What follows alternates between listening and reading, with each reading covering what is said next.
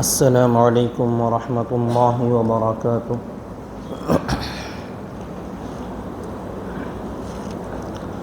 الحمد للہ نحمده ونستعینه ونستغفره ونؤمن به ونتوکل علیہ ونعوذ باللہ من شرور انفسنا ومن سیئات اعمالنا، من يهده الله فلا مضل له ومن يضلله فلا هادي له، وأشهد أن لا إله إلا الله وحده لا شريك له، وأشهد أن سيدنا وسندنا وحبيبنا ونبينا ومولانا محمدا عبده ورسوله، أما بعد فأعوذ بالله من الشيطان الرجيم، بسم الله الرحمن الرحيم، فقد قال الله تبارك وتعالى في القرآن المجيد والفرقان الحميد، لقد صدق الله رسوله الرؤيا بالحق، لتدخلن المسجد الحرام إن شاء الله آمنين محلقين رؤوسكم ومقصرين لا تخافون، فعلم ما لم تعلموا فجعل من دون ذلك فتحا قريبا، صدق الله العظيم وصدق رسوله النبي الكريم، ونحن على ذلك لمن الشاهدين والشاكرين، والحمد لله رب العالمين، اللهم صل على محمد وعلى آل محمد كما صليت على إبراهيم وعلى آل إبراهيم إنك حميد مجيد، اللهم بارك على محمد وعلى آل محمد كما باركت على إبراهيم وعلى آل إبراهيم إنك حميد مجيد۔ محترم بزرگان اسلام و برادران ملت اور میرے معزز سامعین کرام، اللہ کے پیارے نبی جناب محمد رسول اللہ صلی اللہ علیہ وسلم کی پاکیزہ زندگی کا سیرت طیبہ کا سلسلہ یہاں تک پہنچا تھا کہ سن 6 ہجری میں آپ نے عمرہ کرنے کا ارادہ کیا تو قریش کے کفار نے روک دیا، اور وہاں پر صلح ہوئی تھی کہ 10 سال تک ہمارے اور آپ کے درمیان جنگ نہیں ہوگی، اور اس سال آپ عمرہ نہیں کریں گے، اگلے سال آئیں گے۔ یہ تمام تفصیل پہلے گزر گئی۔ تو اللہ کے نبی صلی اللہ علیہ وسلم اگلے سال تک عمرے پر نہیں جا سکتے تھے، کیونکہ 1 سال تک کا وعدہ تھا کہ اگلا سال عمرہ کریں گے۔ تو آپ کو اس کا شدت سے انتظار تھا کہ اگلا سال آئے، اللہ کے گھر کی زیارت کو جائیں، یہ اللہ کے نبی صلی اللہ علیہ وسلم کی بڑی خواہش اور تمنا تھی۔ اگلا سال آنے سے پہلے آپ کے ساتھ خیبر کی جنگ ہوئی، جس کی تفصیل آپ کے سامنے رکھی گئی، اور اس کے بعد آپ نے شاہان عالم کا رخ کیا، دنیا کے بادشاہوں کی طرف، بڑی سے بڑی سلطنت اور چھوٹی چھوٹی جاگیریں جو تھیں، جن کے جو حاکم اور حکمران گورنر تھے، ان لوگوں کو بھی آپ نے خط روانہ فرمائے، چاہے وہ اس زمانے کی سپر پاور طاقتیں قیصر اور کسریٰ، روم اور فارس کی سلطنتیں ہوں، آپ نے ان بڑی طاقتوں کو بھی خط لکھے۔ اور اسی طریقے سے مصر کے بادشاہ مقوقس، حبشہ کے بادشاہ نجاشی، اور اسی طریقے سے بحرین کے حاکم منذر بن ساوا، اور عمان کے حاکم عبد ابن جلندی اور جعفر ابن جلندی، جن کا گزشتہ جمعہ تفصیل کے ساتھ میں نے واقعہ عرض کیا، یہ 6 واقعات، 6 خط میں نے تفصیل کے ساتھ آپ کے سامنے رکھے۔ اس کے بعد آپ نے یمامہ کی طرف، دمشق کی طرف، نخلا، غسان کی طرف مختلف حاکموں کی جانب آپ نے خطوط روانہ کیے۔ آگے بھی اس کا تذکرہ آئے گا انشاءاللہ تعالی۔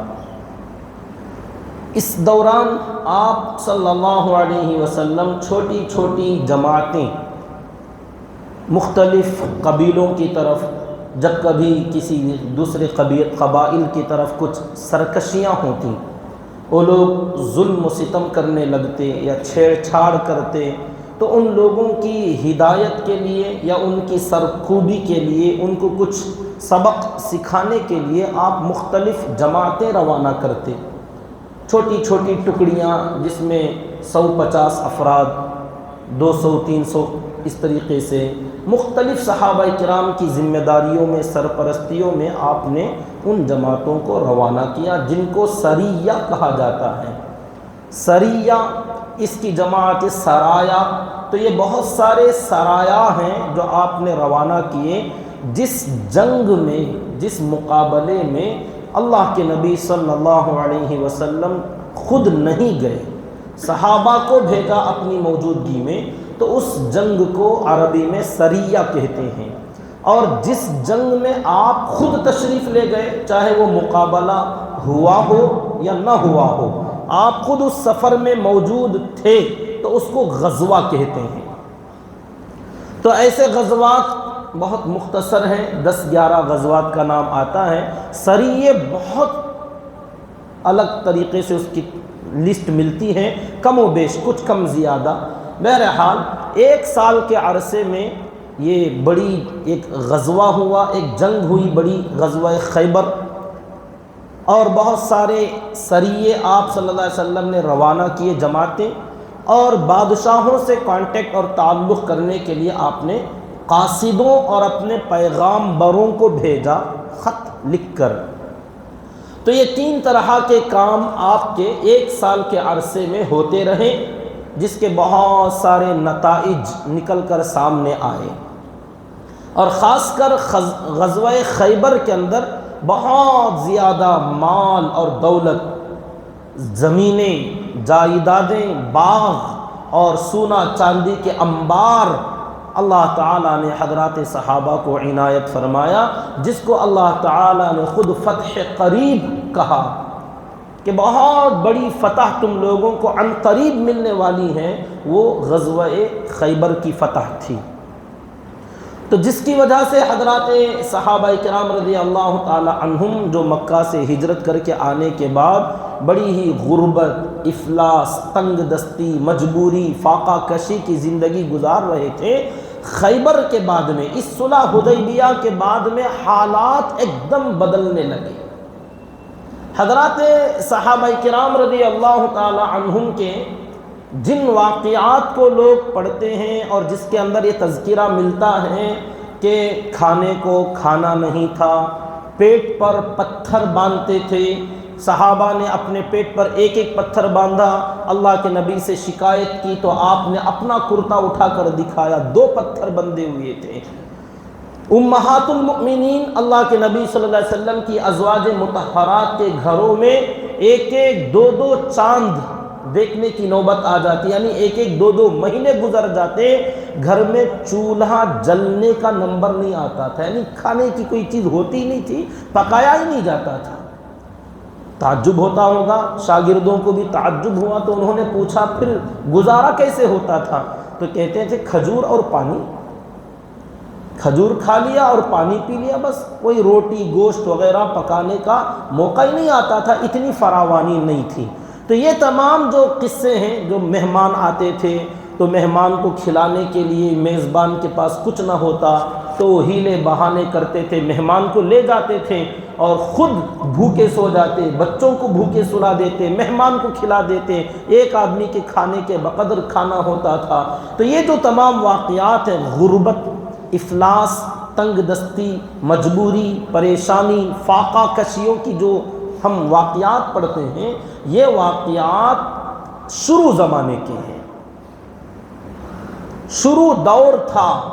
ہجرت کر کے مکے سے مدینہ آنے کے بعد انصار نے ساتھ دیا، اپنے مال میں، دولت میں، باغوں میں، کاروبار تجارت میں حصہ دیا، پھر بھی اتنی زیادہ وسعت اور خوشحالی نہیں ہو سکی۔ لیکن یہ صلح حدیبیہ سن 6 ہجری کے بعد جب خیبر کے اندر غزوہ فتح ہوا تو یہاں سے حضرات صحابہ کرام رضی اللہ تعالی عنہم اور خود اللہ کے نبی صلی اللہ علیہ وسلم اور حضرات صحابہ کرام اور امہات المؤمنین کی حالات بدلنے لگے۔ اب خوشحالی کا زمانہ، فراخی کا زمانہ، ہاتھ میں اور گھروں کے اندر جگہ جگہ پر سونا چاندی کپڑا، جو پہلے تو لوگوں کے پاس پہننے کو کپڑے تک نہ ہوا کرتے تھے، ایک آدھ چادر مل جاتی تھی۔ بعض صحابہ کا واقعہ آتا ہے کہ ایک ہی چادر تھی جس کو لپیٹ کر میاں بیوی سو جاتے اوڑھ کر، صبح کے وقت میں فجر کی نماز میں شوہر اسی چادر کو اوڑھ کر آتے دروازہ بند کر کے، اور گھر جا کر بیوی کو وہ چادر دیتے تو وہ اسی کو لپیٹ کر اپنی نماز ادا کرتی۔ تو ایسے بھی بہت سارے واقعات جو ملتے ہیں، یہ تمام شروع زمانے کے اس طریقے سے جو سن 6 ہجری تک کے واقعات ہیں۔ اس کے بعد کے جو حالات ہیں، اب اتنا بھر بھر کر صدقہ اور خیرات کرنا، اور ایک ایک کے پاس اتنے مویشی، جانور، گھوڑے، اونٹ، خچر اور خادم، نوکر، چاکر، اللہ تعالیٰ نے ایسی فراوانی عطا فرما دی، اس کے باوجود بھی خود اللہ کے نبی صلی اللہ علیہ وسلم اور حضرات صحابہ کرام رضی اللہ تعالی عنہم کا یہ معمول تھا کہ جو زندگی پہلے کی تھی اسی طریقے کو باقی رکھا۔ حالات کے بدلنے کے بعد اپنی زندگی کے گزارنے میں کوئی چینجز، کوئی تبدیلیاں نہیں آئیں کہ اب مال بہت آ گیا تو گھر بناتے ہیں، بلڈنگیں بناتے ہیں، بہت زیادہ ترقی کرتے ہیں، یا مزے مزے کے کھانے اور پکوان کھائیں گے۔ اس طریقے سے کوئی عیش و عشرت، موج و مستی نہیں، بلکہ اس مال کو بھی اللہ کے راستے میں بے دریغ لٹانا، خرچ کرنا، یتیموں، مسکینوں، محتاجوں، غریبوں کی مدد کرنا اور اپنی آخرت کو سنوارنے میں لگانا، اس کے اندر استعمال کرتے تھے۔ تو ان کی جو مجبوری تھی، کھانے کے لیے بھی اپنے آخر میں افطار کے وقت تک افطاری کرنے کے لیے بھی اپنے پاس مال نہیں رکھا کرتے تھے، حالانکہ آتا بہت تھا، روزے سے ہوتے تھے تقسیم کر دیتے، افطار کے وقت میں کچھ نہ ہوتا تھا۔ تو یہ جو ان کی مجبوری ہے، اس مجبوری کو کہتے ہیں اختیاری مجبوری۔ اختیاری یعنی اپنی طرف سے چن کر، اپنی طرف سے انہوں نے وسعت، فراخی، خوشحالی اور تنگ دستی، غربت، افلاس، ان دونوں چیزوں میں سے چن کر غربت کو لیا کہ ہمیں یہ پسند ہے۔ اگرچہ مال و دولت آتا تھا تو اس کو ختم کر دیتے، اللہ کے راستے میں لٹا دیتے، یوں صدقہ اور خیرات کر دیتے کہ شام تک بھی اپنے پاس باقی نہ رکھتے تھے۔ اگر کوئی لینے والا نہ آتا، بچ جاتا تو رات بھر بے قراری اور بے چینی میں گزار دیتے کہ اتنا مال میرے پاس بچ کیوں گیا۔ تو یہ جو ہے ان کی جو غربت اور افلاس بعد کی جو آتی ہے، یہ اختیاری، ان کو اس میں مزہ آتا تھا جیسے ہمیں مالداری میں مزہ آتا ہے، ہمیں فراخی میں، وسعت میں، موج مستی میں جیسے ہم نے لطف اور مزہ ڈھونڈ لیا، ان اللہ والوں کو، اللہ کے بندوں کو غربت اور تنگ دستی میں اللہ کے نام پر بھوکا پیاسا رہنے میں مزہ آتا تھا۔ تو ان کی وہ جو مجبوری ہے، بعد والی مجبوری، یہ اختیاری ہے۔ اور ہماری جو مجبوری اور غربت ہے یہ اضطراری غربت ہے. ہم میں سے کوئی چاہتا نہیں ہے غریب رہنا.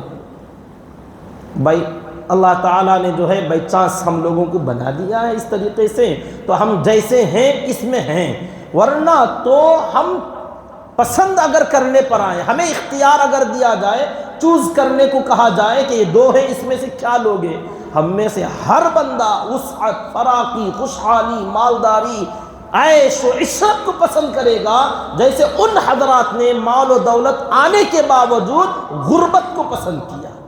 تو یہ فرق ہے. تو اس طریقے سے کوئی آدمی یہ نہ سوچے کہ ہمارے نبی نعوذ باللہ غریب تھے، نعوذ باللہ من ذالک، غریب نہیں تھے. ہاں غربت پسند تھی، یہ الگ بات ہے. ان دونوں میں بڑا فرق ہے، زمین و آسمان کا فرق ہے ان دونوں چیزوں میں. غریب ہونے میں اور غربت پسند کرنے میں بہت فرق ہے.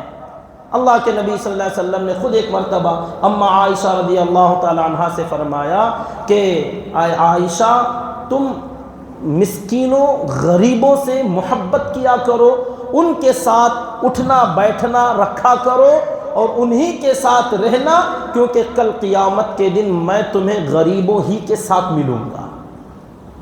تو یہ آپ کی پسند تھی. تو میرے حال اللہ کے نبی صلی اللہ علیہ وسلم اور حضرات صحابہ کرام رضی اللہ تعالی عنہم کے حالات اس 6 ہجری کے بعد میں بہت بدل گئے. تو اب جیسے ہی سن 7 ہجری کا وہ پورا سال گزر رہا تھا، یہ سال عمرے کے لیے جانا منع تھا، طے کر دیا گیا تھا اس سال نہیں کریں گے.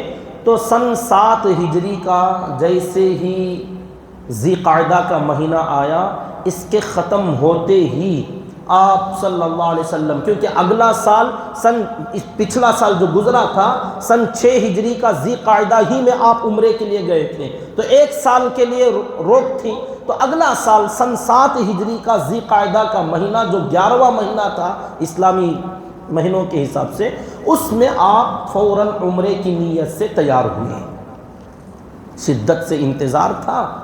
تو جیسے ہی آپ کا ارادہ ہوا، اعلان فرمایا مدینہ منورہ میں کہ پچھلا سال جتنے لوگ ہمارے ساتھ عمرے کے لیے نکلے تھے اور جن کو روک دیا گیا تھا، وہ سب لوگ ہمارے ساتھ نکلیں، اور ان میں سے کوئی بھی باقی نہ رہے. سب کے لیے ضروری ہے کہ وہ عمرے کی نیت کریں اور نکلیں.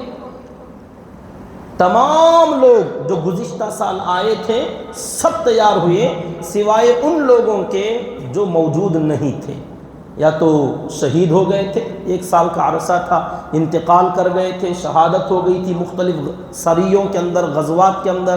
تو ان کے علاوہ باقی جتنے موجود تھے جو پچھلے سال اللہ کے نبی صلی اللہ علیہ وسلم کے ساتھ میں تھے، وہ سب تیار ہوئے. اور مزید ایکسٹرا آنے سے کوئی منع نہیں تھا، تو اس لیے اور بھی کچھ نئے لوگ جو اس سال ریڈی ہوئے، تیار ہوئے، وہ اور کچھ عورتیں، بچے وغیرہ آپ صلی اللہ علیہ وسلم کے ساتھ تیار ہوئے. اور 2000 سے بھی کچھ زائد افراد کی ایک جماعت آپ کے ساتھ نکل پڑی. مدینہ منورہ میں حضرت ابو رحم غفاری رضی اللہ تعالی عنہ کو ذمہ دار بنایا گیا کہ ہماری غیر موجودگی میں مدینہ منورہ میں اذان، نماز یا یہاں کے جو بھی مسئلے آئیں گے، فیصلے وغیرہ، یہ تمام چیزوں کو دیکھ بھالی کرنا، باہر کے حالات، سب کے لیے امیر ہمارے آنے تک تم رہو گے. آپ صلی اللہ علیہ وسلم ہمیشہ اپنے غیر موجودگی میں کسی نہ کسی کو ذمہ دار بنا کر جاتے تھے. تو اس مرتبہ ابو رحم غفاری رضی اللہ تعالی عنہ کو ذمہ دار بنایا اور آپ اس بڑی جماعت کے ساتھ روانہ ہوئے. یہاں ایک نقطہ ہے، صلح جو ہوئی تھی اس کے اندر یہ طے تھا کہ اس سال عمرہ نہیں کرو گے، اگلا سال کرو گے، اور جب عمرے کے لیے آؤ گے تو لڑنے کے سامان جو ہوں گے، ہتھیارات وغیرہ، یہ تمام اوزار اور ہتھیار چھوڑ کر آؤ گے، ساتھ میں نہیں لائیں گے. تو آپ صلی اللہ علیہ وسلم نے اس کو مان لیا تھا، لیکن اب جو آپ نکلے تو آپ نے لڑنے کے سامان اور ہتھیار سب ساتھ میں لے لیے جو لڑائی کے میدان میں کام آتے ہیں، جیسے تیر، کمان، نیزہ، بھالا اور حفاظت کے لیے جو زرہ پہنی جاتی ہیں وہ، اور اسی طریقے سے ڈھال جو اپنے بچاؤ کے لیے استعمال کرتے ہیں. تو یہ تمام جو میدان جنگ کی چیزیں ہیں، ایک عام آدمی سفر میں ان چیزوں کو ساتھ میں نہیں رکھتا کہ ڈھال بچاؤ کے لیے یا تیر کمان یا نیزے اور بھالے اپنے ساتھ نہیں رکھتے سفر میں. ہاں جنگ کے میدان میں لے جاتے ہیں. تو آپ صلی اللہ علیہ وسلم نے اپنے ساتھ 100 گھوڑے سواری کے لیے اور لڑنے کے ساز و سامان جو ہوتے تھے سب لے لیے، اور ان 2000 افراد کے ساتھ مدینہ منورہ سے روانہ ہوئے. حالانکہ طے کیا ہوا تھا، لے کر نہیں آئیں گے. آپ نے صلح کے خلاف نہیں کیا، بعد میں بات پتہ چلے گی. اللہ کے نبی صلی اللہ علیہ وسلم نے خود فرمایا کہ ان کفار اور مشرکین کا کوئی بھروسہ نہیں ہے، ان پر ہم اتنا اعتماد، اتنا اعتبار نہیں کر سکتے کہ انہوں نے کہہ دیا ہے بغیر ہتھیاروں کے آ جانا تو ہم بغیر کسی تیاری کے چلے جائیں، اور یہ لوگ اچانک اپنا وعدہ توڑ دیں تو کون پوچھنے والا ہے. الکفار لا اعتبار جو مشہور ہے لوگوں میں کہ اس کا کوئی بھروسہ نہیں ہے، کہ ہاں اگر مان لیں، اگر وہ اپنی صلح پر قائم رہے وہ الگ بات ہے، اور اگر وعدہ خلافی ہو جائے تو اسی کو کہتے ہیں توکل علی اللہ، اللہ کی ذات پر توکل کرنا. کیا توکل؟ کہ جو تیاری آپ کر سکتے ہیں کر لو. یہ توکل نہیں ہے کہ ہماری صلح ہو گئی ہے، ہمارے ساتھ اللہ ہے، چلو ہم چلے جاتے ہیں، جو ہوگا دیکھا جائے گا، اللہ کی مدد آ جائے گی. ایسا کبھی بھی نہ اللہ نے حکم دیا نہ اللہ کے نبی نے اسے سکھایا ہے. توکل اسی کا نام ہے وَأَعِدُّوا لَهُمْ مَا اسْتَطَعْتُم مِّن قُوَّةٍ، کہ جو تیاری تم کر سکتے ہو اپنی قوت کے اعتبار سے تم کر لو.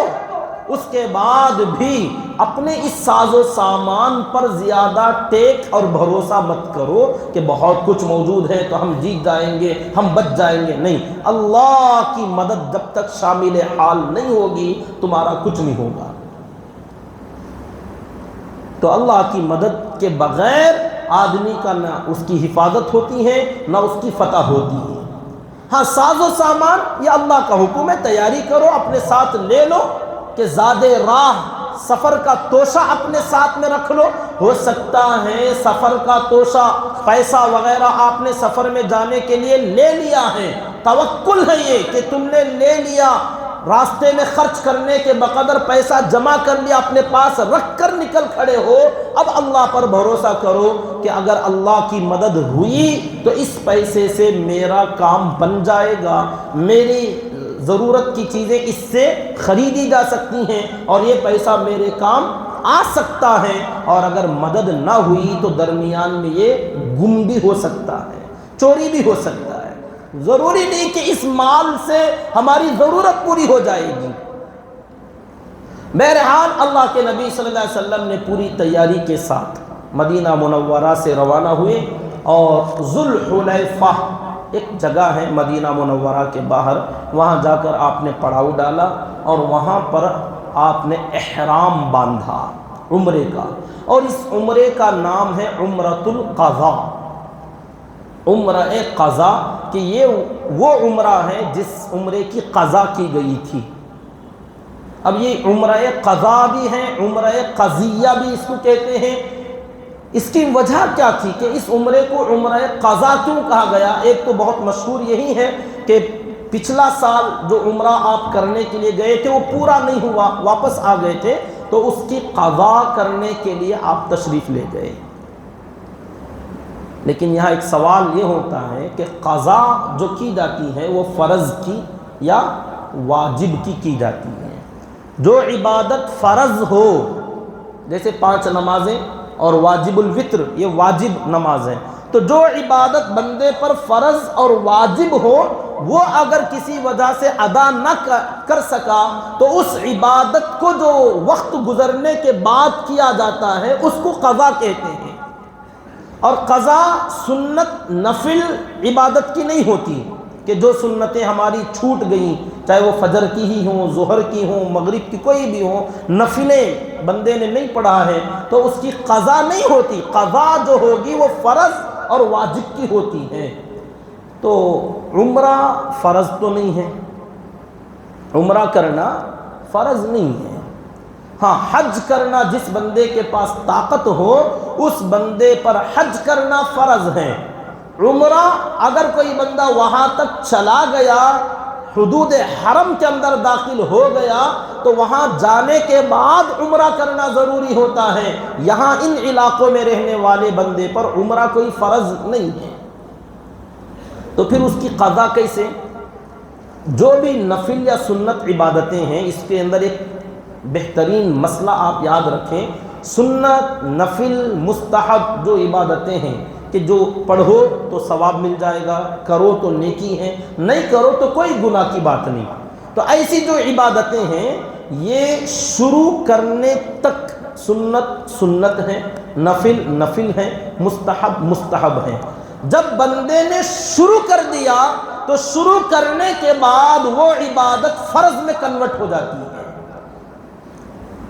کوئی بھی عبادت نفل ہے، 2 رکعت نفل نماز، آپ کی مرضی ہے، پڑھنا ہو پڑھو یا مت پڑھو، خاموش بیٹھو۔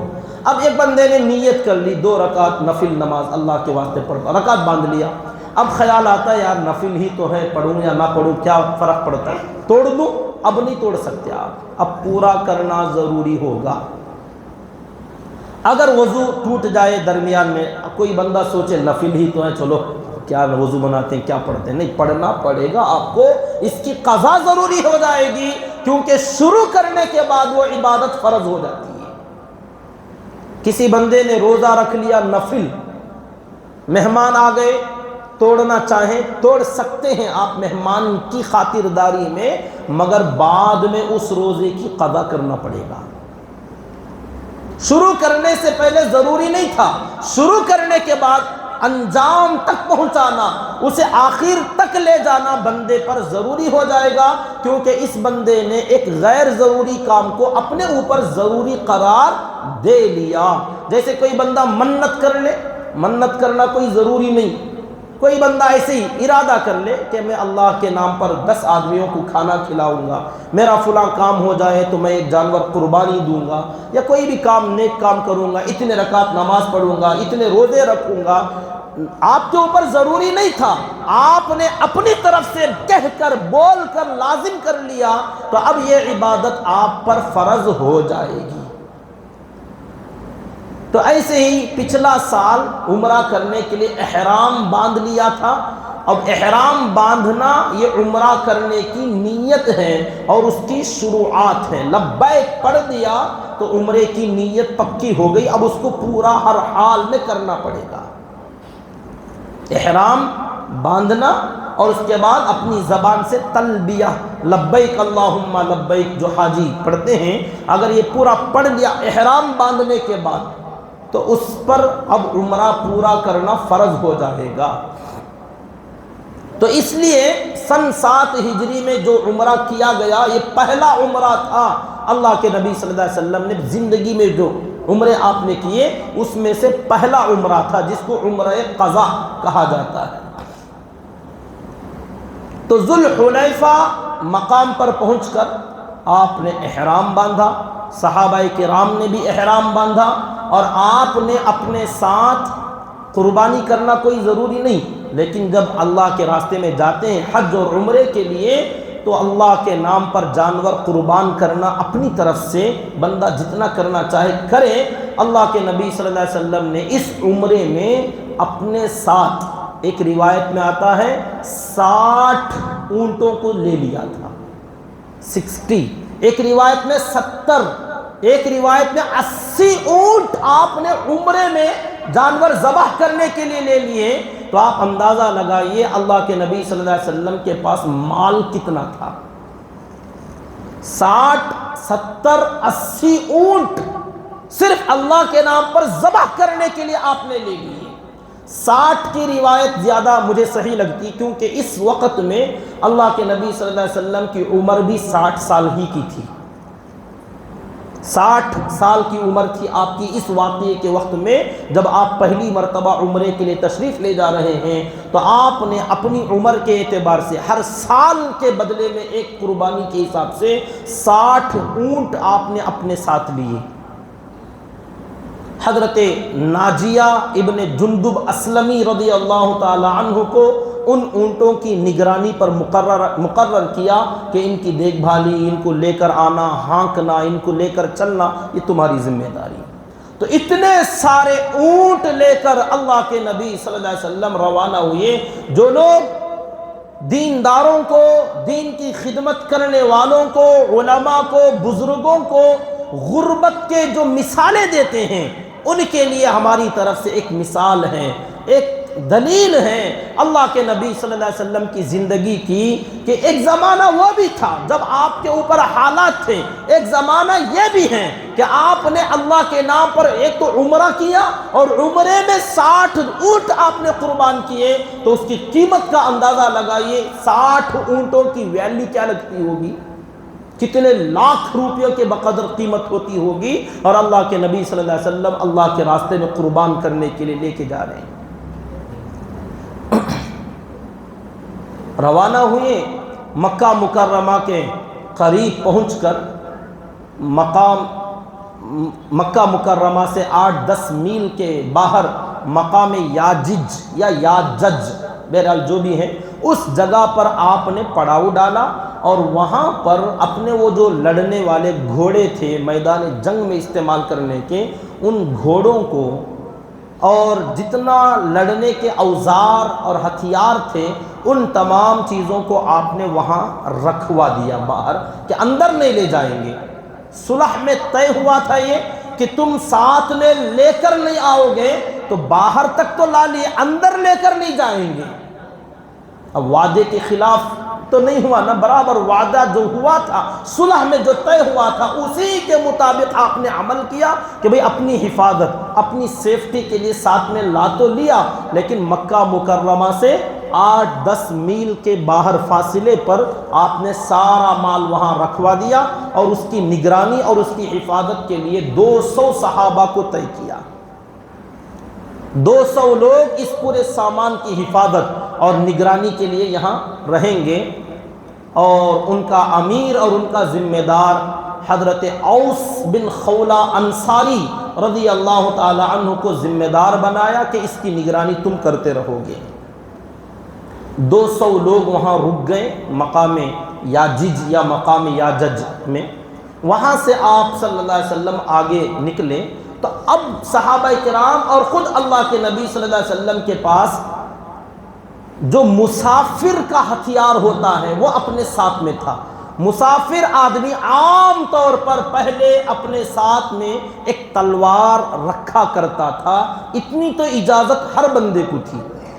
کوئی مہمان گھر آئے، کوئی مسافر راستے میں نکلے، ایک لاٹھی کا رکھنا، عصا کا رکھنا اپنے ساتھ میں، یا ایک ہتھیار اور تلوار کا رکھنا نیام کے اندر، اس کے اندر ڈال کر رکھ لینا نیام میں، یہ اس طریقے سے عام طور پر یہ اس زمانے کا کلچر تھا، یہ عام بندوں کو اجازت تھی، ہر بندہ رکھ کے گھومتا تھا، کیونکہ راستے میں، جنگلوں میں، بیابانوں میں کبھی بھی کسی سے بھی خطرہ ہو سکتا ہے، کوئی اچانک جانور آ سکتا ہے، کوئی درندہ آ سکتا ہے، سام بچھو آ سکتے ہیں، تو ان سے حفاظت کے لیے، سیلف ڈیفنس کے لیے، اور کبھی کبھار راستے کے اندر چور اچک کے ڈاکوؤں سے مقابلہ ہو جاتا ہے، تو اپنی حفاظت کے لیے اتنا ہتھیار رکھنا ہر بندہ اسے جائز سمجھتا تھا۔ تو یہ مسافر کا ہتھیار تھا، لڑائی کا ہتھیار نہیں۔ تو ایک ایک تلوار حضرات صحابہ اور خود اللہ کے نبی صلی اللہ علیہ وسلم اپنی نیام کے اندر رکھ کر، باقی تیر، کمان، ترکش، بھالا، نیزہ اور ڈھال جو کچھ بھی تھے، یہ تمام چیزیں وہاں پر رکھ دیے گئے، اور آگے اجازت لی۔ اور کفار مکہ نے پہلے کہا تھا 1 سال کے بعد آ سکتے ہیں، تو اللہ کے نبی صلی اللہ علیہ وسلم اپنی اونٹنی قصوا نام جس کا تھا، اس اونٹنی پر سوار ہو کر حضرات صحابہ کرام کے ساتھ میں جلو کے اندر آپ تشریف لے جا رہے ہیں، مکہ مکرمہ میں داخل۔ بہت لمبے عرصے کے بعد، 6-7 سال کا عرصہ مکہ سے دوری ہے، اس کے بعد آپ پہلی مرتبہ مکہ مکرمہ میں داخل ہو رہے ہیں۔ اب یہ جو قریش کے لوگ تھے، ان کو تو بڑی نفرت، بڑی عداوت، بڑی دشمنی اور جلن تھی۔ اب وہ کسی قیمت میں تیار نہیں تھے کہ یہ لوگ مکے کے اندر آئیں، مگر کیا کریں، طے ہو چکا تھا۔ تو اب اس ذلت کو وہ لوگ برداشت نہیں کر پا رہے تھے۔ ایک طریقے سے ان کی ذلت تھی کہ جو لوگ یہاں سے نکل کر چلے گئے تھے، اب وہ بڑے آرام سے، بڑے مزے سے اندر داخل ہو رہے ہیں، اور سب ان کے باپ دادا کے دین سے ہٹے ہوئے لوگ، یعنی ان کے جو باپ دادا کا دین تھا بت پرستی کا، اس کو چھوڑ کر ایک نیا دین، دین اسلام کے ماننے والے ان کے سامنے بڑے امن اور اطمینان کے ساتھ مکہ مکرمہ میں داخل ہو رہے ہیں۔ تو ان دشمنوں کے بڑے عجیب حالات تھے۔ کچھ بہت زیادہ غیرت والے جو لوگ تھے برداشت نہیں کر پائے، تو چند دنوں کے لیے 3 دن تک کی اجازت تھی یہاں پر، تو وہاں سے 3-4 دن کے لیے کچھ لوگ مکہ چھوڑ کر باہر چلے گئے کہ ہم ان کو دیکھ نہیں سکتے، برداشت نہیں کر سکتے، یہ 3 دن یہاں رہیں گے تو ہم نہیں رہیں گے۔ کچھ لوگ چلے گئے، اور بہت سارے لوگ مکہ مکرمہ خالی کر کے اطراف و اکناف کی پہاڑیوں پر چڑھ کر بیٹھ گئے، یہ دیکھنے کے لیے کہ دیکھیں گے ان کے حالات کیا ہیں، ان کی طرز کیا ہیں، اور یہ مدینہ منورہ جانے کے بعد یہ 6-7 سال کے عرصے میں ان کا کیا حال ہوا ہے، یہ دیکھنا چاہتے تھے۔ تو دور دور رہ کر لوگ تھوڑا عجیب نظروں سے دیکھنے لگے، گویا ایک نئی مخلوق آ رہی ہے۔ یہاں پر ایک کام اور ہوا تھا۔ اللہ کے نبی صلی اللہ علیہ وسلم مکہ مکرمہ میں داخل ہونے سے پہلے اپنے چچیرے بھائی ابو طالب کے لڑکے حضرت جعفر بن ابی طالب رضی اللہ تعالی عنہ کو ایک پیغام دے کر مکے کے اندر بھیجا تھا، اپنے نکاح کا ایک پیغام۔ اس کے اندر بھی ایک بہت بڑی مصلحت اور راز ہے جو آگے پتہ چلے گی انشاءاللہ۔ اب جس زوجہ سے، جس ام المؤمنین سے نکاح ہوا، ان کا نام ہے حضرت میمونہ بنت الحارث رضی اللہ تعالی عنہ۔ ام المؤمنین حضرت میمونہ رضی اللہ تعالی عنہ سے نکاح کے لیے آپ نے پیغام بھیجا حضرت جعفر بن ابی طالب، اپنے چچا کے بیٹے، اپنے چچیرے بھائی ہیں، ان کو پیغام دے کر بھیجا۔ تو حضرت میمونہ کو جب اس کی خبر ملی تو حضرت میمونہ رضی اللہ تعالی عنہ حضرت عباس رضی اللہ تعالی عنہ جو اللہ کے نبی صلی اللہ علیہ وسلم کے چچا ہیں، حضرت میمونہ رضی اللہ تعالی عنہ کے رشتے میں بہنوئی تھے، یہ ان کی بہن تھی ام الفضل، یہ حضرت عباس رضی اللہ تعالی عنہ کی بیوی تھی۔ تو اس لیے حضرت میمونہ نے حضرت عباس رضی اللہ تعالی عنہ سے درخواست کی کہ مجھے اس طریقے سے آپ کے بھتیجے کا، پیارے نبی صلی اللہ علیہ وسلم کا پیغام آیا ہے، آپ جو مناسب سمجھیں فیصلہ لیں۔ تو حضرت عباس رضی اللہ تعالی عنہ نے ان کی طرف سے اللہ کے نبی صلی اللہ علیہ وسلم کے ساتھ نکاح کر دیا۔ ابھی آپ مکے کے اندر نہیں آئے، پیغام بھیجا تھا، انہوں نے پسند کیا، قبول کیا، اور نکاح ہو گیا۔ آپ احرام کی حالت میں ہیں، عمرے کے لیے تشریف لا رہے ہیں، مکہ مکرمہ میں داخل ہونے سے پہلے ایک نکاح آپ کا سن 7 ہجری کے اندر آپ کا ام المؤمنین حضرت میمونہ بنت الحارث رضی اللہ تعالی عنہ کے ساتھ ہوا۔ اب آپ مکہ مکرمہ میں داخل ہوئے، اپنی اونٹنی قصوہ پر سوار ہو کر ہی آپ جیسے جیسے خانہ کعبہ کے قریب در قریب ہوتے جا رہے ہیں، بڑی ہی عاجزی، تواضع، انکساری، اپنی آنکھوں سے آنسو کا نکلنا، اللہ کے گھر کے اس محبت میں اور اس فراق میں کہ ہم اس سے جدا ہو گئے۔ یہاں کے رہنے والے تھے، اللہ کے دین کی خاطر محروم کر دیا گیا۔ اب کئی سال کے بعد جو ملنا ہو رہا، ملاقات ہو رہی ہے، تو اس غم میں، اس احساس میں آپ مکہ مکرمہ کے اندر داخل ہو رہے ہیں۔ تو کفار قریش نے لوگوں میں یہ مشہور کرنا شروع کر دیا کہ یہ لوگ جو یہاں سے ہجرت کر کے مدینہ گئے، وہاں کی گرمی، وہاں کی تپش اور وہاں کا بخار اور وہاں کی آب و ہوا ہمارے لوگوں کو پسند نہیں آئی، سوٹیبل نہیں ہوئی، جس کی وجہ سے وہ لوگ بیمار پڑ گئے۔ افواہ پھیلائی گئی مکے کے اندر تمام دشمنوں کے درمیان میں کہ یہاں سے گئے ہوئے، ہجرت کیے ہوئے تمام لوگ کمزور ہو چکے ہیں، ان کی صحتیں گر چکی ہیں، بیمار ہو گئے۔ اب حضرات صحابہ بھی اللہ کے نبی کے حکم کے مطابق عاجزی، تواضع، ان کی ساری جھکے جھکے کندھوں کے ساتھ اندر داخل ہو رہے ہیں، تو دیکھنے میں ایسا ہی لگ رہا تھا کہ بہت کمزور پڑ گئے۔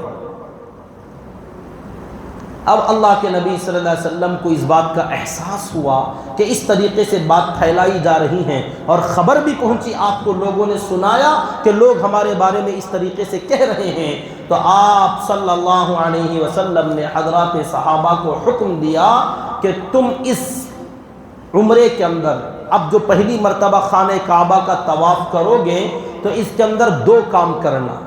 ایک، سب سے پہلے اپنے احرام کے اندر اضطباع کرنا۔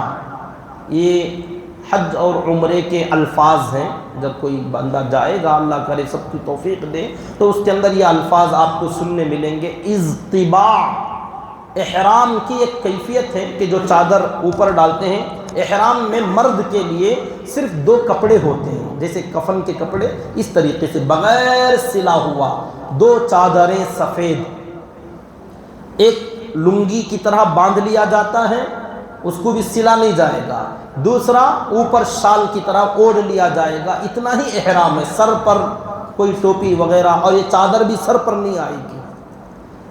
اس میں سے بھی یہاں سے بندہ کہیں سے بھی احرام باندھے تو اس طریقے سے اوڑھ کر جائیں گے، لیکن جیسے ہی طواف کرنے کے لیے جائیں گے تو اضطباع کرنا پڑے گا۔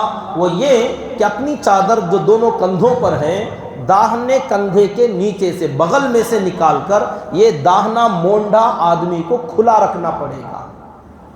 یہ حصہ پورا کندھا اور یہ حصہ نظر آتا رہے گا مونڈے کے ساتھ، گردن سے لے کر پورا حصہ یہ دائیں طرف سے نکال کر بائیں طرف ڈال دیا جائے گا۔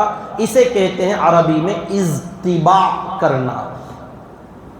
دوسری چیز، جب طواف کرنا شروع کرو گے، اللہ کرے سب کو توفیق دے، اس کی تفصیل اچھی طریقے سے سیکھ کر جان کر جانا، حجر اسود کے پاس جائیں گے آپ، جس راستے سے بھی خانہ کعبہ کے پاس جائیں، انٹری جس دروازے سے بھی ہوگی، جاتے ہی طواف شروع نہیں ہوگا، لوگ کرتے رہیں گے، چکر کاٹتے رہیں گے، لیکن ہر جانے والے بندے کو پہلے جانا پڑے گا حجر اسود کے پاس۔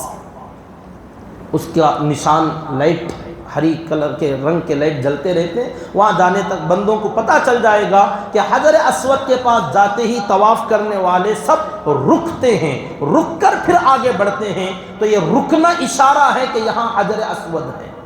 اگر خالی ہوا تو سیدھا وہاں جا کر اسے چھونا، استلام کرنا، چومنا، بوسہ دینا، اگر موقع ہوا تو، اور اگر نہیں تو احرام کی حالت میں اب بندہ ہے تو حالت احرام میں حجر اسود کو چھو نہیں سکتے۔ احرام کی حالت میں حجر اسود کو چھونے کی اجازت نہیں، کیوں؟ کیونکہ وہاں پر خوشبو لگائی جاتی ہے، خوشبو کی وجہ سے حجر اسود کو نہیں چھونا۔ حالت احرام میں خوشبو کا استعمال کرنا منع ہے، تو اس لیے اب جب چھو نہیں سکتے تو اسے کہتے ہیں دور سے ہی بوسہ دینا، جیسے فلائنگ کس کیا جاتا ہے، اس طریقے سے دونوں ہاتھ اٹھا کر حجر اسود کی طرف اشارہ کر کے دونوں ہاتھوں کو چوم لیں گے، تو یہ استلام ہے۔ تو یہاں سے اب اپنی عمرے کی طواف کی نیت کرنا کہ اللہ میں عمرے کا طواف کر رہا ہوں، بسم اللہ کہہ کر شروع کرنا۔ اب یہاں سے جو قدم آپ ڈالیں گے یہ طواف میں شروع ہوگا، حساب میں کاؤنٹ کیا جائے گا۔ اب یہ پورے 7 مرتبہ حجر اسود سے لے کر پورا گھومتے ہوئے یہاں آئیں گے۔ 7 چکر جب بندہ کاٹے گا، چاہے آپ قریب قریب سے کاٹیں یا دور دور سے گھومیں، بہرحال 7 چکر کے بعد ایک طواف پورا ہوگا۔ تو اس طواف شروع کرنے میں پہلا کام مرد جو ہوگا اپنا احرام بغل کے نیچے سے لے گا، اسے اضطباع کہتے ہیں۔ اس کے بعد شروع کے 3 راؤنڈ، 3 چکر جو کاٹیں گے، اس کے اندر آدمی کو رمل کرنا پڑے گا۔ رمل ایک ورڈ ہے عمرے کا، حج کا، کہ جب طواف میں آپ جائیں گے تو جب ایسے ہی کندھا آپ کا کھل گیا تو سینہ تان لیں گے. اب یہاں عاجزی، تواضع، انکساری نہیں، ایک دم اکڑ آئے گی. سینہ تان لیا جائے گا، ہاتھ دونوں مضبوطی سے یوں رکھ کر تیز تیز قدم، چھوٹے چھوٹے قدم رکھیں گے اور تھوڑا تیز چلیں گے اور اپنے ہاتھوں کو حرکت دیتے ہوئے ایسا لگے گا جیسے کوئی پہلوان جا رہا ہے. اگرچہ کہ آپ پہلوان نہیں ہو، لیکن وہاں پر آپ کو پہلوان کی طرح بننا پڑے گا. یہ اللہ کے نبی صلی اللہ علیہ وسلم کا فرمان ہے. یہ اس وقت میں خاص اس عمرے کے اندر یہ ضروری تھا. آپ نے حضرات صحابہ کو اس توڑ کے لیے فرمایا کہ دشمنان اسلام ہمیں کمزور سمجھ رہے ہیں کہ ہم کمزور پڑ گئے، وہاں کی آب و ہوا ہمیں سیٹ نہ ہوئی اور ہم بیمار ہو گئے ہیں، تو اس لیے ان کو بتانے کے لیے اپنے اس طریقے سے مونڈے کھول لیے جائیں اور پہلوانوں کی چال چلی جائیں. 3 چکر میں اس طریقے سے گھومنے کے بعد باقی 4 چکر نارمل طریقے سے آپ طواف کریں گے. وہ اس وقت کا ٹیمپروری مسئلہ تھا، لیکن جیسے حج اور عمرے کے بہت سارے جو ارکان ہیں وہ وقتی طور پر کیے گئے تھے، جیسے آب زمزم کا اور صفا مروہ کی سعی کا، وہ چکر کاٹنے کا، وہ تمام کام، لیکن اللہ نے ان تمام کاموں کو قیامت تک کے لیے رکھ دیا. تو ایسے ہی یہ حکم بھی جو اللہ کے نبی صلی اللہ علیہ وسلم نے اس موقع پر فرمایا تھا، اب قیامت تک حج اور عمرہ کرنے والے لوگوں کے لیے یہ سنت بن گیا. اس کی اصل وجہ یہی ہے. اب اللہ کے نبی صلی اللہ علیہ وسلم نے صحابہ کو تمام باتیں حکم دے کر سکھانے کے بعد اندر داخل ہو رہے ہیں. حرم کے قریب آتے آتے تمام صحابہ آپ کے چاروں طرف، آگے آگے ایک صحابی تھے اللہ کے نبی صلی اللہ علیہ وسلم سے بھی آگے جا رہے تھے، اپنی گردن میں تلوار لٹکائے ہوئے. حضرت عبداللہ ابن رواحہ رضی اللہ تعالی عنہ، کئی جنگوں میں ان کے کارنامے آپ نے سنے ہوں گے یا سنیں گے، بڑے بہادر. حضرت عبداللہ ابن رواحہ رضی اللہ تعالیٰ عنہ اللہ کے نبی صلی اللہ علیہ وسلم کے آگے آگے جا رہے تھے. صرف اتنا ہی نہیں، آگے کا بڑا عجیب کام تھا. آگے جا رہے تھے، چاروں طرف سے دشمن دیکھ رہے ہیں، تو اپنے رجز کے اشعار گنگناتے ہوئے کچھ شعر شاعری پڑھتے ہوئے جانے لگے. وہ اشعار بھی بڑے مزیدار، میں نے عبرت کے لیے اس کو تھوڑا نوٹ کیا ہے. بڑا بہترین انداز میں گنگنانے لگے. کہتے جا رہے تھے: خلو بن الکفار عن سبیلہ، خلو فکل الخیر فی رسولہ، قد انزل الرحمن فی تنزیلہ، فی صحف تتلی علی رسولہ، یا رب انی مؤمن بقیلہ، انی رأیت الحق فی قبولہ، بأن خیر القتل فی سبیلی، اليوم نضربکم علی تنزیلی، ضربا یزیل الہام عن مقیلی، ویذہل الخلیل عن خلیلی.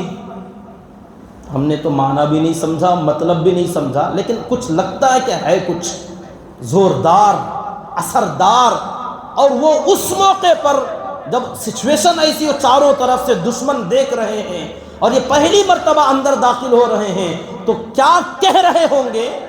زور سے لوگوں کو سنائی دے رہی تھی آواز. حرم میں جا رہے ہیں اور اس موقع پر اکثر لوگ کلمہ، تیسرا کلمہ، چوتھا کلمہ، قرآن کی تلاوت، اللہ کی حمد و ثنا وغیرہ پڑھتے ہوئے یا توبہ استغفار کا ورد کرتے ہوئے اندر داخل ہوتے ہیں. حضرت عبداللہ ابن رواحہ کو پتہ نہیں وہ کیا سمجھ میں آیا، یہ اشعار پڑھتے ہوئے جانے لگے. تو حضرت عمر رضی اللہ تعالی عنہ نے جب سنا تو سامنے آئے اور کہا: عبداللہ، ایک تو حرم، دوسرے اللہ کے نبی صلی اللہ علیہ وسلم ان کے سامنے، اور وہ بھی اشعار، یہ کیا موقع ہے؟ یہ کوئی موقع پڑھنے کا؟ حرم کے اندر آ رہے ہو اور اللہ کے نبی کے آگے آگے جا رہے ہو اور اشعار گنگناتے ہو. ٹوک دیا حضرت عمر رضی اللہ تعالیٰ عنہ نے. مگر اللہ کے نبی صلی اللہ علیہ وسلم نے فرمایا: عمر، عبداللہ کو چھوڑ دو، بڑا اچھا پڑھتے ہیں، اور ان کا یہ پڑھنا ان دشمنوں کو تیر سے بھی زیادہ زخم کر رہا ہے. یہ مناسب ہے ان کا یہ پڑھنا، ان کو چھوڑ دو اور ان سے کہو پڑھیں۔ عبداللہ ابن رواحہ رضی اللہ تعالی عنہ کو اجازت دی گئی کہ یہ اشعار پڑھو۔ اب کیا تھا ان اشعار میں؟ کہا خلو بنی الکفار عن سبیلی، اے کفار کے پوتو ہمارے نبی کا راستہ چھوڑ دو، اے کفار کی اولاد، خلو بنی الکفار عن سبیلی، اے کفار کی اولاد ہمارے نبی کا راستہ چھوڑ دو، خلو چھوڑ دو، فکل الخیر فی رسولی، کیونکہ ہر قسم کا خیر ہمارے رسول کے اندر ہے۔ قد انزل الرحمن فی تنزیلہ، رحمان نے اپنی تنزیل کے اندر یہ بات نازل فرمایا ہے۔ تنزیل فی صحف تتلی علی رسولہ، تنزیل یعنی ایسی صحیفے جو اپنے رسول پر تلاوت کی جاتی ہیں، یعنی قرآن مجید میں رحمان نے نازل فرمایا ہے یا رب انی مؤمن بقیلہ، اے میرے پروردگار میں اپنے رسول کے فرمان پر ایمان لے آتا ہوں، انی رأیت الحق فی قبولہ، میں نے ان کی باتوں کو قبول کرنے ہی کو حق سمجھا ہے، میں قبول کرتا ہوں، میں ایمان لاتا ہوں۔ کیا ہے وہ؟ بِأَنَّ خَيْرَ الْقَتْلِ فِي سَبِيلِهِ، کہ اللہ کے راستے میں قتل کیا جانا یہ سب سے بہترین قتل ہے۔ الْيَوْمَ نَضْرِبُكُمْ عَلَى تَنزِيلِهِ، آج اللہ کے حکم کے مطابق تمہیں ایسی مار ماریں گے، دشمنوں سے کہہ رہے تھے الْيَوْمَ نَضْرِبُكُمْ عَلَى تَنزِيلِهِ، اللہ کے فرمان کے مطابق آج تمہیں ایسی مار ماریں گے، ضرباً یزیل الہام عن مقیلہ، کہ کھوپڑیاں اپنی جگہ سے جدا ہو جائیں گی، وَيُدْهِلُ الْخَلِيلَ عَنْ خَلِيلِهِ، اور دوست کو دوست سے بچھڑا کر رکھ دے گی۔ اب یہ فخر کا موقع تھا، اس موقع پر عاجزی اور تواضع نہیں چلتی، جہاں دشمنی ہو، جہاں عداوت ہو اور جہاں مقابلہ ہو رہا ہو، اور اس مقابلے کے وقت میں آدمی کو کمزوری کا اظہار نہیں کرنا چاہیے۔ اس کو میں نے کئی مرتبہ آپ کے سامنے رکھا ہے، خود اللہ کے نبی صلی اللہ علیہ وسلم تواضع، عاجزی، انکساری کا درس دینے والے، لیکن جب موقع ایسا آتا ہے تو اللہ کے نبی صلی اللہ علیہ وسلم اب کہتے ہیں تھوڑا سینے تانو۔ جو نبی سینے جھکا کر چلنا سکھاتے ہیں، وقت پڑنے پر سینہ تاننے کا حکم دیتے ہیں کہ اب تمہیں یہاں اپنی باڈی لینگویج کمزور نہیں کرنا چاہیے، یہ موقع کمزوری کا نہیں ہے۔ ہاں دوسرے مواقع ہیں، اپنوں کے سامنے آؤ تو رحماء بینہم، آپس میں ایک دوسرے کے لیے ہمدرد بنو، ایک دوسرے کے لیے اپنی کندھوں کو جھکا دو، نماز کی صفوں میں آؤ، خالی جگہ کو اگر پر کرنے کے لیے کہا جائے تو آقا نے فرمایا اپنے کندھے ڈھیلے کر دو، اگر کوئی تمہیں کھینچے تو کھس جاؤ، مل جاؤ، جڑ جاؤ، یہاں سخت نہ بنو، یہاں اکڑ نہ دکھاؤ، یہاں اپنے آپ کو کمزور بناؤ، عاجزی، تواضع، انکساری۔ لیکن جب میدان جنگ ہوگا وہاں آپ سبحان اللہ الحمدللہ، وہاں وہ نہیں۔ جانتے ہو میں کون ہوں؟ اب یہاں سینہ تانو گے اور سینہ پیٹ کر چیلنج کرو گے، حل من مبارز، کوئی ہے جو ہم سے ٹکرائے؟ یہ فخر، یہ شان اور یہ بڑائی کے جملے بھی وقتاً فوقتاً بولنا پڑتے ہیں۔ تو اللہ کے نبی صلی اللہ علیہ وسلم نے دونوں چیزیں سکھائی۔ تو حضرت عبداللہ ابن رواحہ رضی اللہ تعالی عنہ کے یہ بہترین رجزیہ اشعار جو اس موقع پر وہ پڑھنے لگے، اللہ کے نبی صلی اللہ علیہ وسلم نے ان کو پڑھنے کی اجازت دی۔ پھر باقی جو تمام صحابہ ساتھ میں آ رہے تھے، آپ نے ان کو تلقین فرمایا تم لوگ اب سب مل کے شروع مت کر دینا۔ جیسے ہم نے کہا تھا ایک حاجی حج کو جانے لگا تو جانے دو، باقی کوئی دوسرا اس کی نقل نہ کرے۔ ہم نے پہلے کہا تھا پیدل حج کو کوئی جا رہا ہے جانے دو، اس کا مسئلہ ہے، اس کی دیکھا دیکھی چلہ پھوکی مت کرو، وہ آپ کرو گے اچھا نہیں لگے گا۔ اب یہاں حضرت عبداللہ ابن رواحہ رضی اللہ تعالیٰ عنہ اشعار پڑھنے لگے، اب دیکھا دیکھی سب اشعار پڑھنے لگ جائے تو پھر مشاعرہ ہو جائے گا، میلہ لگ جائے گا۔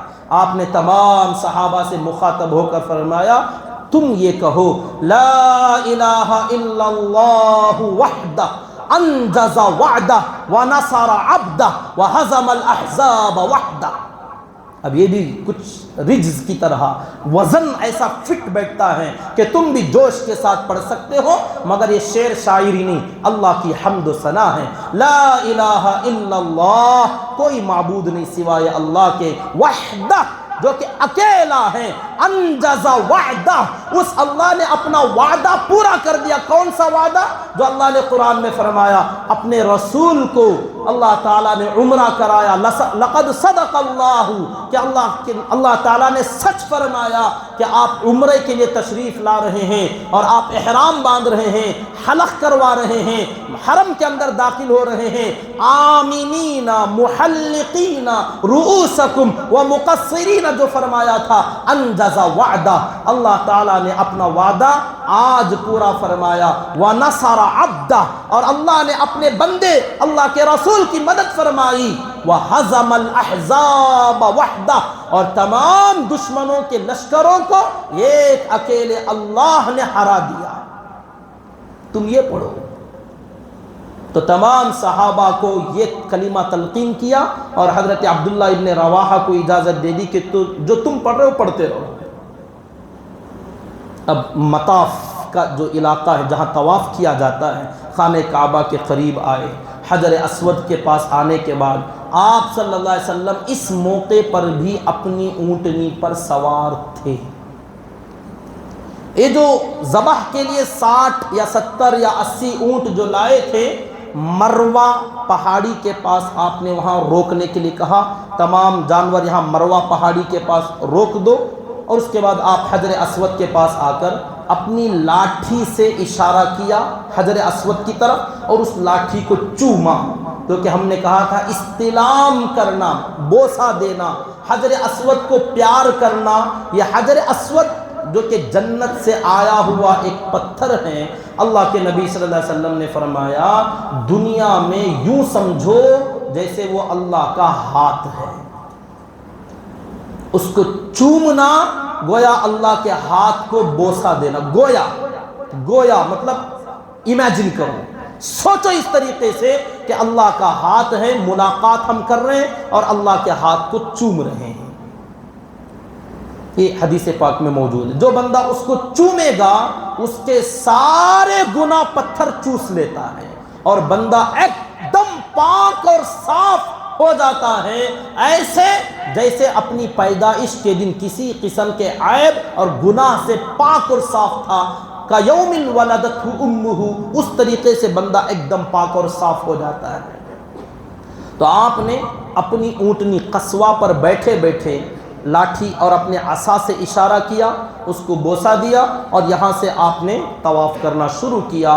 یہاں حجر اسود یہ ایک کونے کے اندر ہے، وہ کونا اس سائڈ میں پڑتا ہے، اگر ہم رخ کریں تو ہمارا جو رخ بنتا ہے وہ حجر اسود ہی کی طرف ہے۔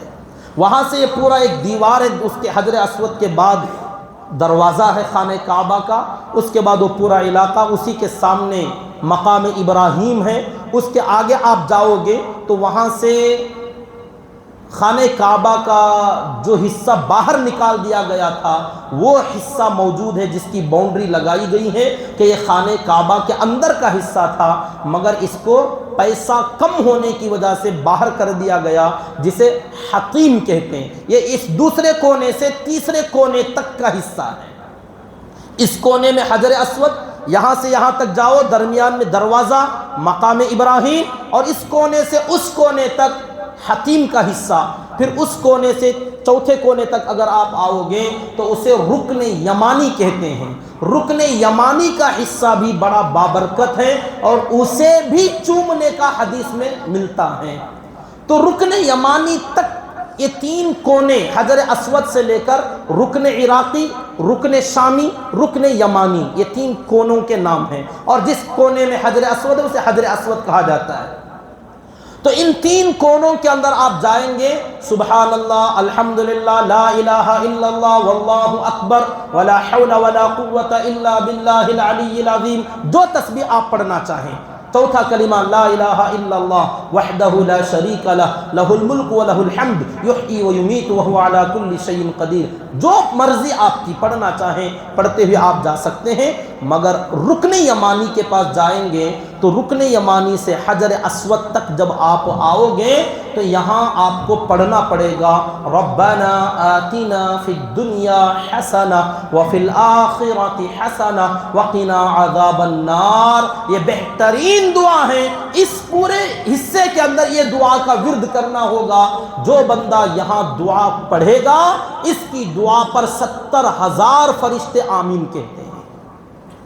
صرف وہاں اللہ تعالیٰ نے 70,000 فرشتوں کو ان حاجیوں اور عمرہ کرنے والوں کے دعا پر آمین کہنے کے لیے اللہ نے رکھا ہے۔ صرف ان کی ڈیوٹی ہی اتنی ہے کہ آمین کہتے رہیں گے یہاں سے یہاں تک جو بندہ بھی دعا کرے گا۔ تو اللہ کے نبی صلی اللہ علیہ وسلم ان 3 کونوں کے اندر صحابہ سے کہتے تھے تھوڑا پہلوانوں کی چال چلو اور تھوڑا تیز چلو۔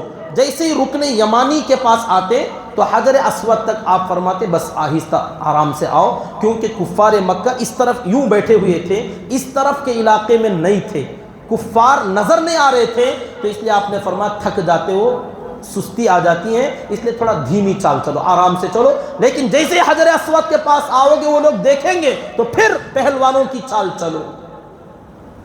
تو اس طریقے سے عمرہ الحمدللہ اللہ کے نبی صلی اللہ علیہ وسلم کا عمرہ مکمل ہوا۔ اس کے بعد آپ صفا پہاڑی پر آئے، صفا سے مروہ، مروہ سے صفا، یہاں 3.5 چکر، اسے بھی 7 چکر کہتے ہیں، لیکن پورا ایک گھومنے کو جیسے یہاں مطاف میں اندر طواف کہتے ہیں، ایک چکر کو یہاں سے یہاں جائیں گے ایک چکر، پھر یہاں سے یہاں آئیں گے دوسرا چکر، تو 3.5 چکر صفا سے شروع ہوگا مروہ پر ختم ہوگا۔ تو یہ صفا اور مروہ کی سعی ہے۔ صفا پہاڑی سے آپ تھوڑی دور جاؤ گے، نارمل چال چلو گے، وہاں پر میلین اخضرین، ہری لائٹیں لگی ہوئی ہیں جس کو عربی میں میلین اخضرین کہتے ہیں، ہری ہری نشانیاں، لائٹیں۔ یہ وہ حصہ ہیں جہاں حضرت حاجرہ رضی اللہ تعالی عنہا دوڑ لگائی تھیں، تو یہاں ہر حاجی کو اپنی طاقت کے حساب سے دوڑنا پڑے گا۔ تو یہاں سے یہاں تک درمیان میں دوڑیں گے، پھر نارمل چال مروہ تک جائیں گے، پھر مروہ سے واپس آئیں گے تو درمیان میں پھر بھاگنا، پھر صفا نارمل چال چلتے ہوئے جائیں گے۔ یہاں بھی آپ جو تسبیح پڑھنا چاہیں پڑھ لیں، درمیان میں صفا پر جائیں گے تو دعائیں کریں گے، مروہ پر جائیں گے تو دعائیں کریں گے، آخر میں مروہ پہاڑی پر اپنے بال کٹوائیں گے۔ حلق اس طرح لگانے والے کو 2 دعائیں ہیں، کٹنگ کرنے والے کے لیے ایک دعا ہے اللہ کے نبی صلی اللہ علیہ وسلم کی۔ خود اللہ کے نبی صلی اللہ علیہ وسلم نے اپنے بال مبارک منڈوائے اور جانور ذبح کرائے اور فرمایا یہ سارے کا سارا منحر ہے، قربانی کرنے کی جگہ ہے، اور آپ نے جانور ذبح کیے، قربانی کیے، اب آپ حلال ہو گئے۔ احرام کھول کر نارمل کپڑے پہننے کو حلال ہونا کہتے ہیں۔ عمرہ مکمل ہوا، 3 دن تک آپ رکے رہے، 3 دن ہی کا وعدہ تھا۔ چوتھا دن جیسے شروع ہوا، کفار کی طرف سے لوگ آئے اور حضرت علی سے کہنے لگے آپ اپنے نبی سے کہیے کہ یہاں سے نکل جائیں۔ ایک نے تو کہہ دیا ہماری زمین خالی کر دیں۔ حضرت سعد بن عبادہ رضی اللہ تعالیٰ عنہ کو جوش آیا اور کہا یہ زمین نہ تیری ہے نہ تیرے باپ کی ہے، یہ اللہ کی زمین ہے، ہم یہاں رہیں گے، جو ہوگا دیکھا جائے گا۔ جوش کی بات تھی۔ اللہ کے نبی صلی اللہ علیہ وسلم نے فرمایا سعد اس طریقے سے سختی کا مظاہرہ مت کرو، اور ان لوگوں کو سامنے بلایا اور کہا 3 دن تو ہو گئے وعدے کے مطابق، اس کے بعد ہم اجازت چاہتے ہیں، ہمارا یہاں پر نکاح ہوا ہے، اگر آپ لوگ اجازت دو تو کل کا دن ولیمہ ہوگا، ولیمے کی دعوت ہوگی، اس دعوت میں آپ سب شامل ہو جانا۔ یہ تھا وہ راز نکاح کا کہ ان دشمنوں کو بھی اپنے ساتھ آپ شامل کرنا چاہتے تھے۔ بڑے بہترین انداز میں وہ لوگ سختی کر رہے ہیں، آقا نے فرمایا ہم نے نکاح کیا ہے، کل اگر اجازت دو تو یہیں مکے میں عمرہ ہمارا ولیمہ ہوگا، اور ولیمے کی دعوت میں ہماری خوشی میں آپ سب لوگ شامل ہو جانا۔ لیکن ان لوگوں نے سختی کے ساتھ منع کیا، نہیں، نہ آپ کی دعوت کھائیں گے، نہ آپ کا یہاں رہنا پسند کریں گے، آپ فوراً یہاں سے نکل جائیں۔ تو آپ صلی اللہ علیہ وسلم نے کچھ صحابہ کو ذمہ داری دے کر وہاں پر بھیجا، جو 200 آدمی انتظار میں تھے، ان کو کہا تم وہاں رک جاؤ اور ان 200 کو اندر بھیجو، وہ آئیں اور اپنا عمرہ پورا کر لیں۔ ان حضرات نے اپنا عمرہ مکمل کیا تو اللہ کے نبی صلی اللہ علیہ وسلم یہاں سے مجبوراً نکل کر 3 دن ہوتے ہی وعدے کے مطابق مقام صریف، مکہ مکرمہ سے 8-10 میل کے فاصلے پر ایک دوسری جگہ ہے، آپ وہاں تشریف لے جانے لگے۔ ابھی آپ مکے سے باہر نکل رہے تھے، پیچھے سے ایک چھوٹی سی لڑکی پکارنے لگی، آوازیں دینے لگی، یا عم، اے میرے چچا کی پکار لگاتے ہوئے دوڑی دوڑی آ رہی تھی۔ آقا نے دیکھا وہ بچی کون تھی، کیا ہے واقعہ، انشاءاللہ اگر زندگی باقی رہے اگلا جمعہ عرض کر لیں گے۔ اللہ تعالیٰ سے دعا کریں کہ اللہ رب العزت ہم تمام کو اپنے پیارے نبی صلی اللہ علیہ وسلم کی سنت کے مطابق اپنی زندگیاں گزارنے کی توفیق عطا فرمائے، آمین۔ وآخر دعوانا ان الحمدللہ رب العالمین۔ آپ حضرات سے گزارش ہے جاتے ہوئے مسجد کے اخراجات کے لیے خوب دل کھول کر تعاون کرتے ہوئے جائیں، جو حضرات سنت نہیں پڑھے وہ سنت پڑھ لیجیے۔